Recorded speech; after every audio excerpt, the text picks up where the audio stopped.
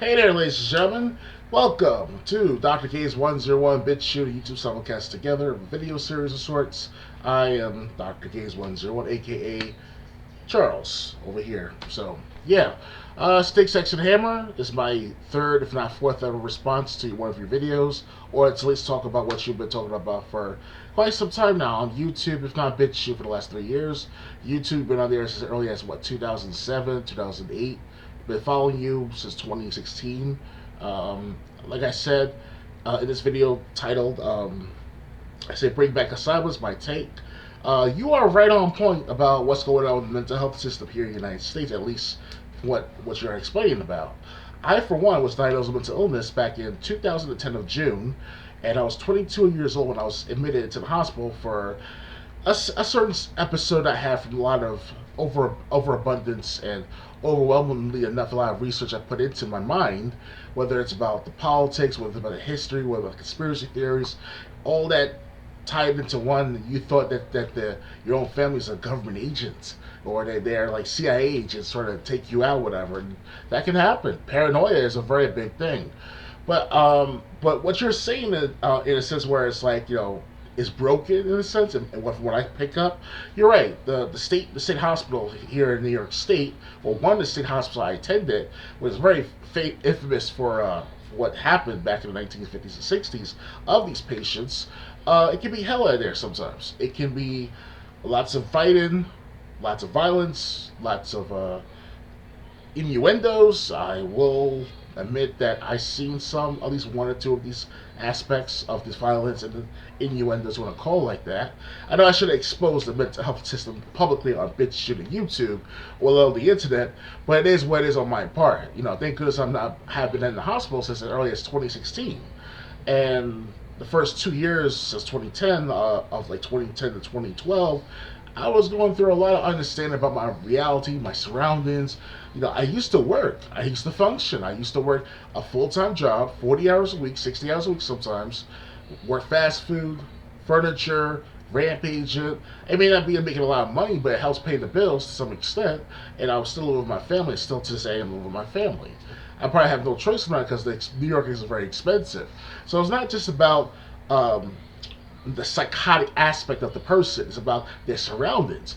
No food, no job, no opportunities to get jobs, better jobs at least. Not being able to pay your bills, not being able to find a girlfriend or get a wife and have kids and not relive, but to pursue the American dream that was taught upon us, Generation Y people, for how many years prior to going and graduating from school. So, to the point where it's like the state hospitals are bringing in and out like a revolving door of patients that supposed to still stay in there for at least a couple of years or so, from what I heard of past care in the 1950s and 60s before John F. Kennedy, our president at the time, passed these Bill of Rights for the mentally ill and to lessen the mistreatment of mentally ill people or at least were diagnosed with a mental illness.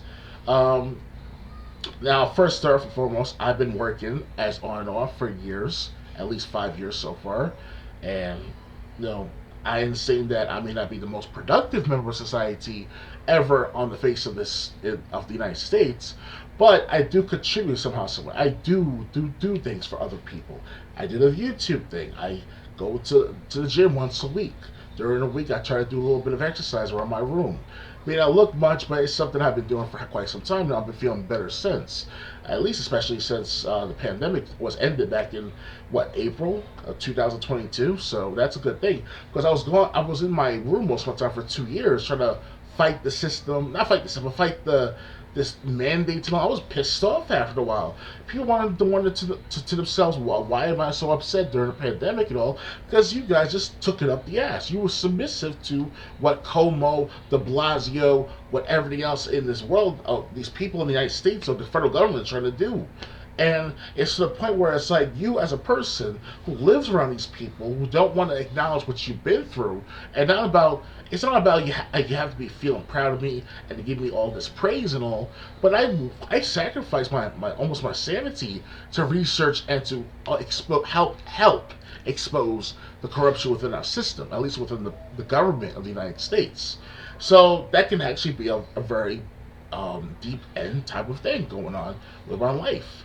It has been for years, and up until 2016, like I said, I've been taking my medications. I've been, keep myself function, have discussions both on and off the internet.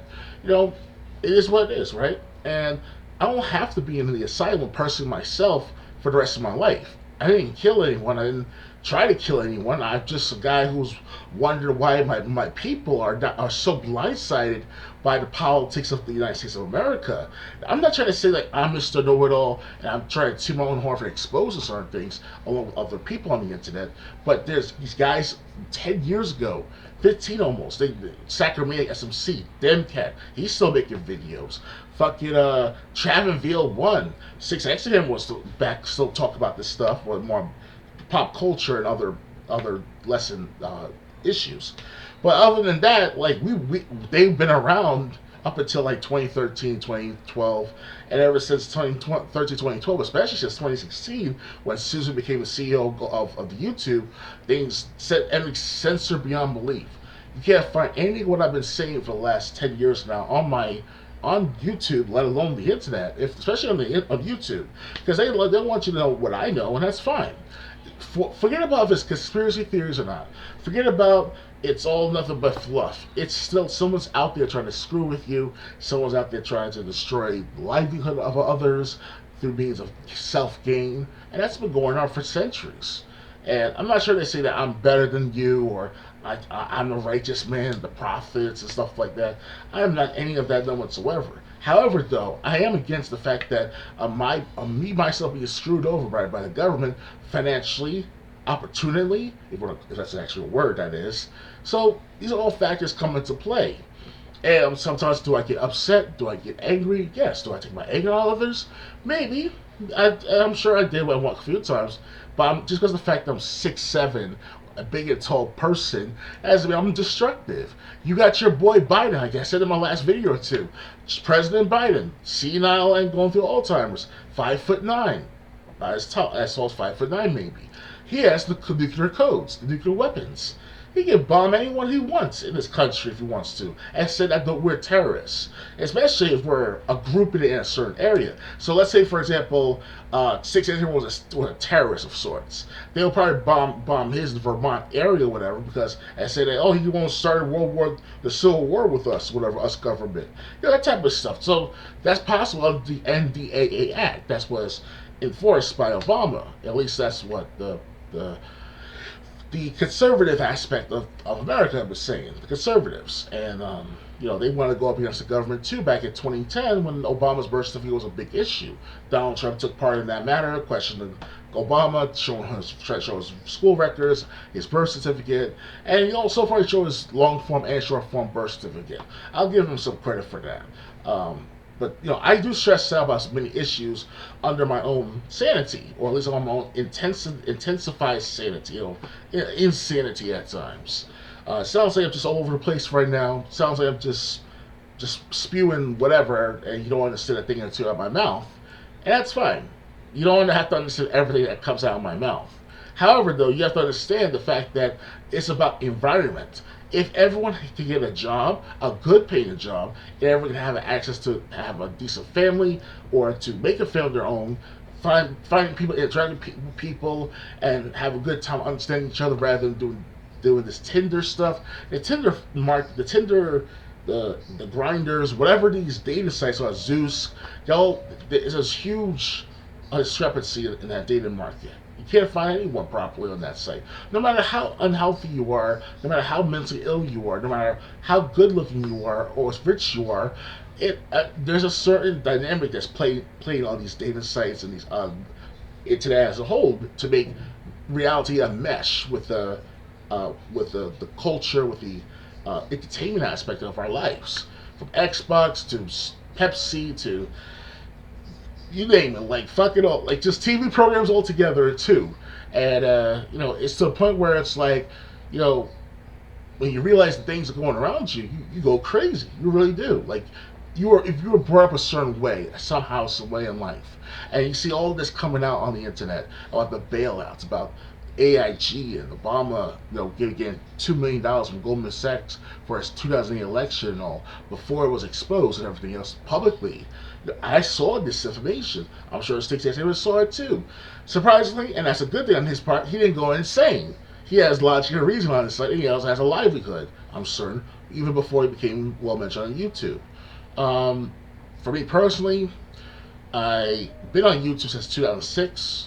I have so far 3, if not 4 channels over my lifetime, and I currently have 3 channels under my guise, on my ownership, or a holder, if you want to call it like that. I'm an account holder of 3 channels. And it depends on how you look for them, it's up to you, because YouTube censored most of my content. Whenever I talk about politics, where I talk about conspiracy theories or conspiracies in general, those are the ones you're not going to see often. And if you do want to watch them, you probably not going to be able to see the whole thing because it's been censored by buffering, by connection problems, things of that matter. It happens to some of us out there. And what am I getting at about this mental health, the asylums, things of that matter? Well, I don't think the asylums have to be back to the way they once were prior to the 1960s. There should be like time, which happened to me. The very first time I was in there for 2 weeks for, I called the cops and told them what happened, and it was more of like this scream for help, in a sense. But I'm not screaming. I'm just like, I'm tired of everything missing. It's to the point where it's like, like what to do. It's like who to go to at first. Who's going to feel sorry for me? And why do I want to have people feel sorry for me? And I realized that's not the case. And, the asylums can be a bitch sometimes, especially the state hospitals. Now, if there are local hospitals of sorts, that make you stay there for 2 weeks to 2 months, or perhaps up to 6 months. Depends on, what's your insurance, how much you have in your insurance. And if you go into a state hospital, you probably get like a 6-month window where you stay there for 6 months, and after 6 months, they probably make you pay rent. Yes, you have to pay rent after 6 months in the state hospital. So they gave me a break, telling me that I should go back to my family, my aunt here, my household, and I've been doing fine almost pretty much since. I go to my appointments, I go to my therapy sessions, weekly, especially whether it's in person or over the phone. At one point it was in person before the pandemic, and right now we're in the end of the pandemic somewhat, or the first wave of the pandemic, I should say, and been doing phone therapy and things like that. So it helps me out too. But it's all about just getting a job. It's all about not just getting any job. It's about having a decent job that pays the bills, that you have a comfortable life without worrying about the next paycheck, without worrying about how much I'm going to pay for my minimum payments on my credit cards. And it's to a point where it's like, where we go from here? Like, how are we going to not provide, but to have citizens like myself go back into the community fully, operationally, and thoroughly to be able to survive on oneself and to thrive as well. Of course, not everyone's going to be a billionaire, not everyone's going to be a supermodel, not everyone's going to be an actor or whatever. And that's fine. I come to realization that I can work fast food, I can work shipping and receiver for the rest of my life. That's what it comes down to. But right now in my life, the standards are very high now. They want you to work like robots in these warehouse jobs. They want you to don't take breaks by yourself, take it with other workers at the same time now. I'm like, wow. It's a different atmosphere altogether for me. Because last time I worked, I will admit this, last time I worked legally, or the over the table, was in 2018. And since then I did like shoveling snows, or I've been doing write-ins for other people, like writing letters for a few bucks, whatever. It depends on how I look at it, And I have the YouTube career, the YouTube gaming channel. I accept donations as well. You can help others as well. If you feel sorry for me and you feel like you want to do something for me, you can donate as well to other YouTubers as well. Just because the fact that you feel sorry for me and that's all you're going to give, I'm not going to accept that. I really am not. You know, I'm not. You tell me, "Oh, I feel sorry for you, Charles," or in behind the scenes, you'll say, "Oh man, I feel sorry for this guy. Yeah, he was in a state hospital and all." I'm like, "Yeah, if you feel that sorry, then donate, or at least try to say that you want to support me financially, and that's fine. Either or, you don't want to donate or not. At least say properly, like, okay, Charles, we understand we went through. We're not trying to put you back in the hospital. And if I do go back to the hospital, it's going to be for something drastic or something, a realization in my life that whatever I see in both in person and online is very distinct from me. Because I was the fat kid when growing up. And being the fat kid is not a good thing sometimes. You get excluded from many things.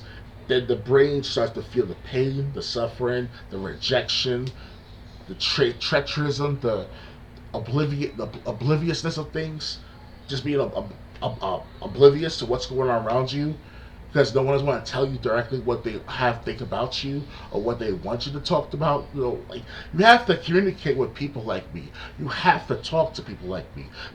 Just people in general speaking. You cannot just be like ignoring people because of the fact they have different opinions than you.